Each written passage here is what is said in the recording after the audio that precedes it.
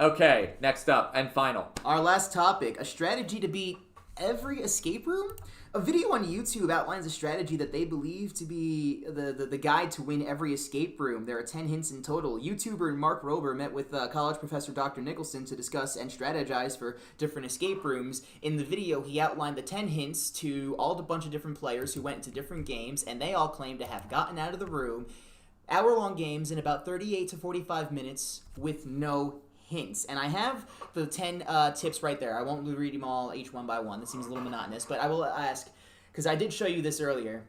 Well, right before that, Yeah. I got to interrupt you for a second. Sure. Because in our chat room, Cassidy just asked for a Dungeons & Dragons escape room. I am 100% on board with the Dungeons & Dragons escape room. If Wizards of the Coast, if you're watching this and you want to work on Dungeons & Dragons escape rooms, my name is Michael, and I'm a huge fan of your work.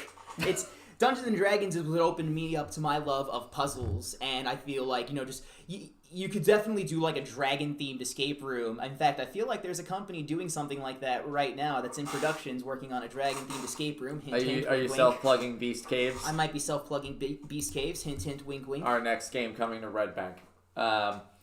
Okay, so on topic here. Can you beat every escape room with one strategy? I don't believe this is true. However, I'll hear it out. What's our list? All right, so the list. So number 1 is think simple, which I can agree with. Okay. Yeah, no, simple enough. You go into an escape room, don't overthink it. But that is a good tip, I will say, because most of our first-timer escape room players come in and they hear the Morse code and they just completely gloss over the fact that it's what it is and they think it's something else entirely. But that's one thing. Step 2 is searching. Know what you're looking for. Rather, just kind of looking around the escape room. Does anyone walk into an escape room game and... Okay, I shouldn't say that. I know people walk into the escape rooms with no clue what to do or how to start. But if you've done this before and you're looking to, up your victory levels, then I would think that the first thing people often do is scan the room and search. Yeah, no, if, you would want to look around and say, all right, what am I looking for? Because obviously yeah. this So far, this is all like... no-brainer. A no-brainer. Step 3 was organize your stuff. A lot of times in the escape room, you would open a lock, and most escape rooms adhere to the 1 key per lock or 1 passcode per lock. So put those keys and locks off to the side with the lock sticking in, or with the key sticking in the lock. Again, another self-explanatory hint. That is, but a lot of people don't do that. So that is a good tip. Step 4 was focus on what is stopping you. In escape room lingo, this was known as... Oh, I just had it on the tip of my tongue. I remembered when the escape room reviewers Room came escape in. artists? Yes, room escape artists, when David they came and Lisa. in, an input. They were asking for an input. That's what it was. Yeah, no, you definitely want to keep organized on all that stuff. One of the things that they do exceptionally well when they play anywhere is communication. Yes. And we've talked about that on other episodes. It's like shouting in a kitchen. Like the sous chef to the cooks to the line. Everybody's got to be in synchronization and talking about what they're doing so you don't repeat. 100%, absolutely, because one person can solve one puzzle, but if you don't communicate that to the rest of the group, they're going to try to solve the puzzle that they thought was... 100%. Exactly. Yep. Step 5 is assigning team roles if you come in with a group.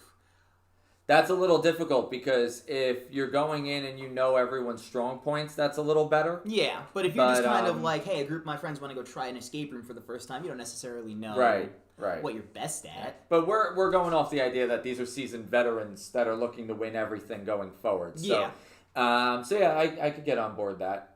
Step 6 was knowing the different lock types, which I actually think is a good hint because a lot of problems we run into where people don't know how to use certain locks. All right, you have next. There's a base knowledge of different code types. Well, we've often said on the show, there's archetypes of puzzles. Yes, absolutely. So, I don't know, do they mean codes as in Morse code? Kind of, understanding Morse code and the different ways that they could spell out Morse code, tough. or looking around the room for different signs on the wall, different maybe dots or dashes or something like that. I'm sure it would assist, but that's tough. Step 8 was how to pick out written clues, which is a huge thing in our Puzzles and Quirks games because all the clues are for a lot of written those, clues. yeah, for a lot. So it basically tells you how to look for maybe like some letters are capitalized, maybe some Okay. words are missing letters. Step 9, look for patterns. We just gymmed all of you.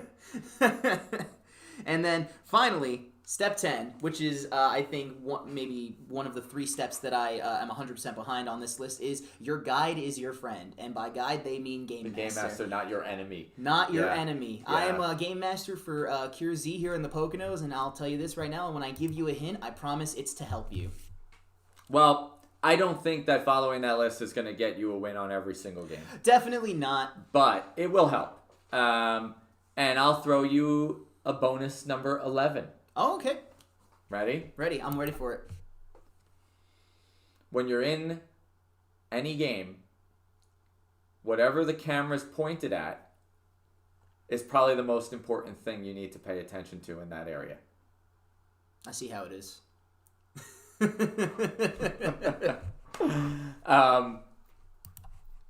Genuinely, in any escape room situation, as game masters, we need to know that everything, whether it's engineered or programmed or not, we need to know it went off. Yes. So we aim cameras at important elements. Yep. So does every other escape room.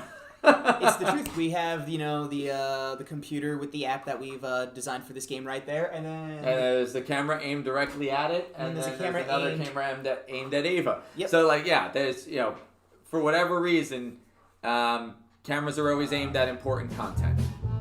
There it is. And we hope you'll join us next time, 1 p.m. Eastern Standard Time. Subscribe to our YouTube channel if you haven't below. Like, comment, subscribe. And